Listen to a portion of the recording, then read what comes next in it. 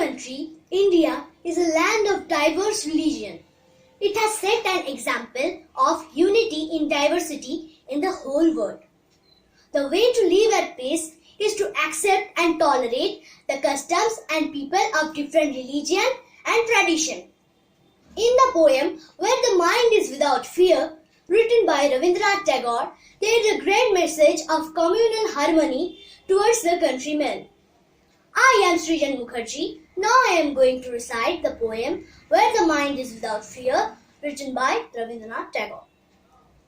Where the mind is without fear and the head is held high, where knowledge is free, where the world has not been broken up into fragments by narrow domestic walls, where words come out from the depth of growth, where tireless striving stretches its arms towards perfection, where the clear stream of reason has not lost its way into the dreary desert sand of dead habit, where the mind is led forward by thee into ever-widening thought and action, into that heaven of freedom.